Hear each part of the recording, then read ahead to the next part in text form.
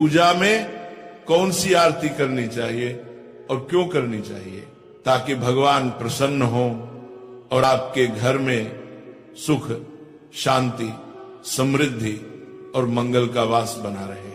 भक्तों, सबसे पहले इस बात को बहुत सरल तरीके से समझो कि घर में पूजा पाठ करना सिर्फ एक नियम नहीं होता, बल्कि हमारे घर की आत्मा को जगाने जैसा कार्य है।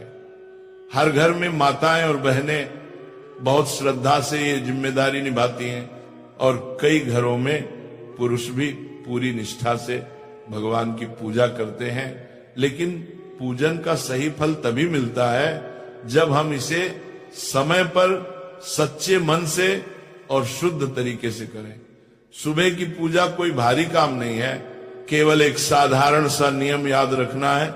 सुबह 7 बजे से 8 बजे के बीच पूजा पूरा कर लेना चाहिए। इस समय की गई पूजा घर में शांति, सुख और बरकत को स्थिर करती है और भगवान का आशीर्वाद समय पर प्राप्त होता है। अब भक्तों, शाम की पूजा का महत्व और भी अधिक है जब सूरज ढलने लगता है और घर में हल्की हल्की सांझ उतरती है। उसे ही प्रदोष काल कहा जाता है। शास्त्रों में साफ लिखा गया है कि अंधेरा होने से पहले घर में दीपक अवश्य जल जाना चाहिए। अगर अंधेरा फैल जाए और दीपक न जले तो नकारात्मक ऊर्जा घर में जगह बना लेती है।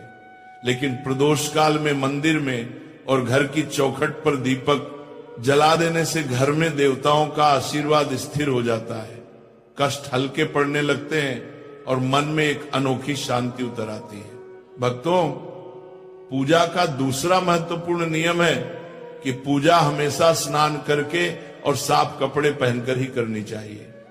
कई बार लोग जल्दबाजी में बिना स्नान किए भगवान को छू लेते हैं या पूजा शुरू कर देते हैं, लेकिन शास्त्रों में यह स्पष्ट रूप से मना किया गया है।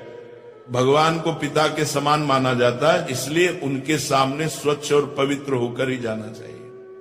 अब बात आती है उस बड़े प्रश्न की जो अधिकांश माताएं बहनें पूछती हैं, प्रतिदिन किन देवी देवताओं की पूजा करनी चाहिए।